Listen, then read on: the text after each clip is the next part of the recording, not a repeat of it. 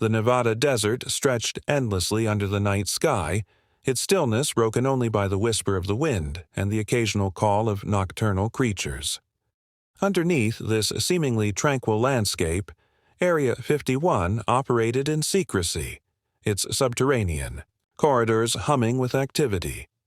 The base had seen countless nights like this, conducting experiments and safeguarding secrets that would baffle even the most imaginative minds.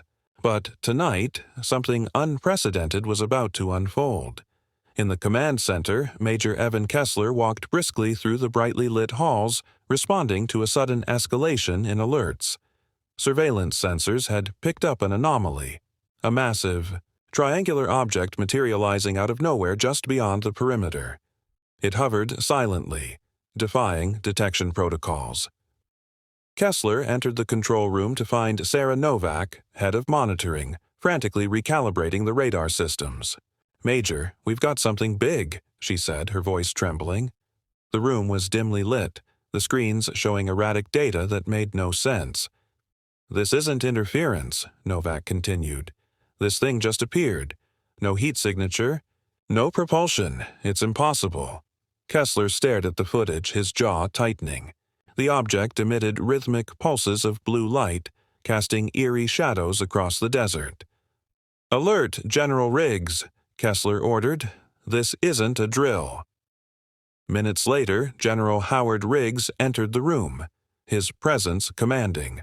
He was a seasoned military leader, unshaken by crises, but even he seemed perturbed by the images on the screens.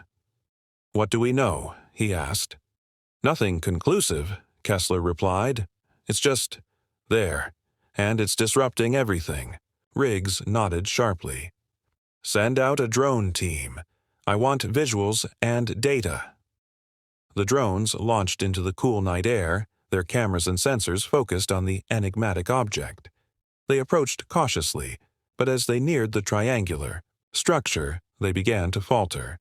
The video feeds became distorted, showing glimpses of geometric patterns shifting across the object's surface.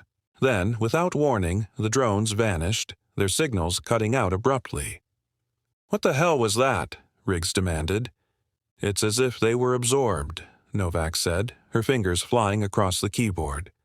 Meanwhile, in a nearby lab, Dr. Miriam Halstead, a brilliant physicist, studied the anomaly. Halstead was no stranger to the extraordinary. She had spent years examining the mysterious Martian artifact housed in the Omega laboratory.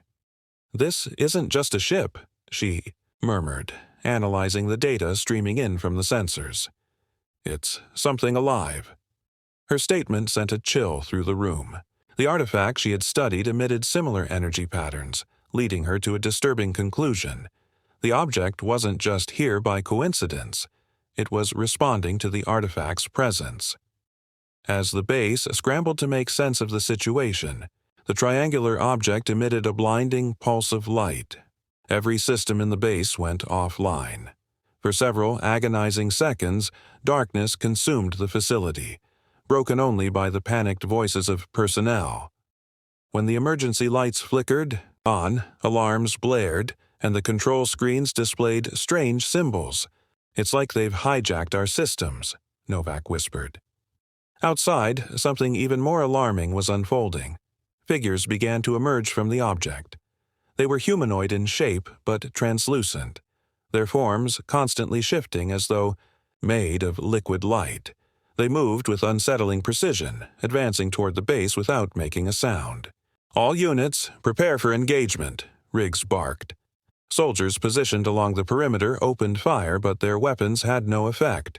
Bullets and explosives passed harmlessly through the intruders. "They're phasing," Kessler observed grimly. "They're not fully here." The translucent beings reached the perimeter fence, their touch dissolving the steel barriers as though they were nothing. Inside the base, Halstead monitored the energy readings, which were spiking dangerously.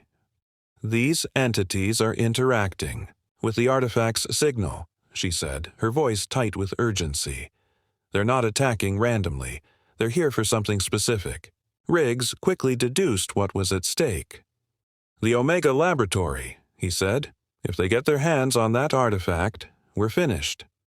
The lab, buried deep within the base, housed a relic recovered from a secret mission to Mars decades earlier. The artifact was a source of immense power, capable of bending gravitational fields and emitting signals that defied explanation.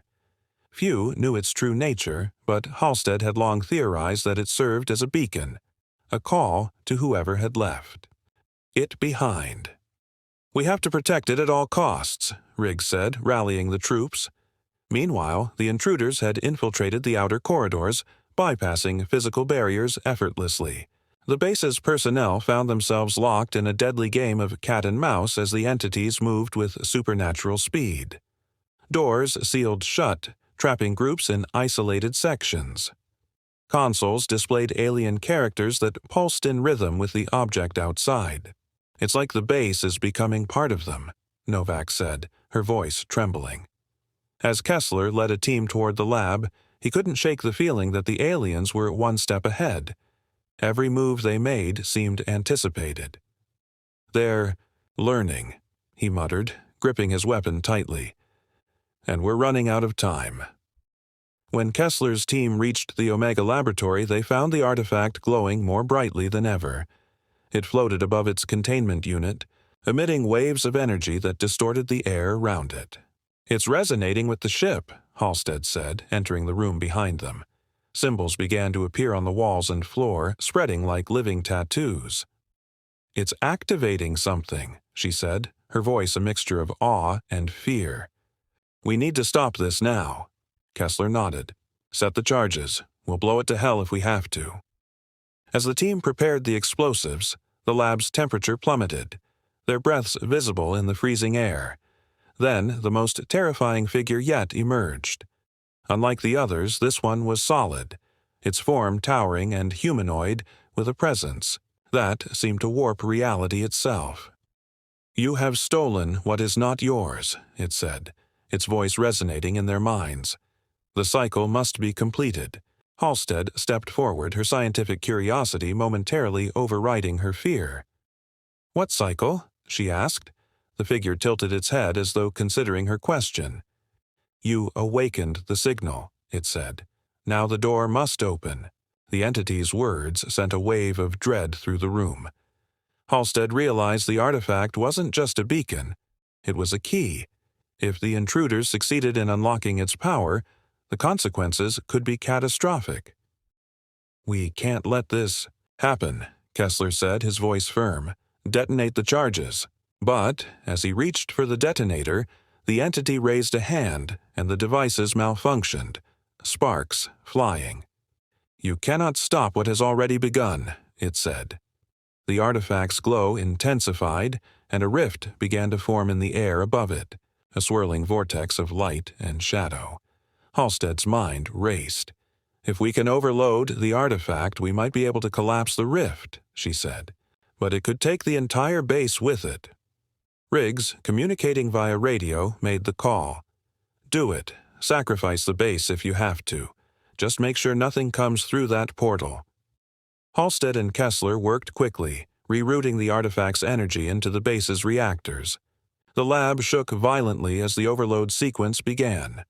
The entity made one last attempt to stop them, but Kessler stood his ground, firing uselessly as a distraction. "You've got this," he said to Halstead. "Finish it." As the overload reached its peak, the artifact exploded in a blinding flash of light. The rift collapsed, taking the entity and the ship with it, but the blast triggered a chain reaction, tearing through the base. Survivors scrambled to evacuate, their escape, pods launching into the night sky just as the facility imploded. In the aftermath, silence returned to the Nevada desert, but for those who lived through the ordeal, the scars were indelible. Halstead stared out the window of her escape pod, clutching a data drive containing everything they had learned. "They'll come back," she said softly, "and next time, we might not be so lucky."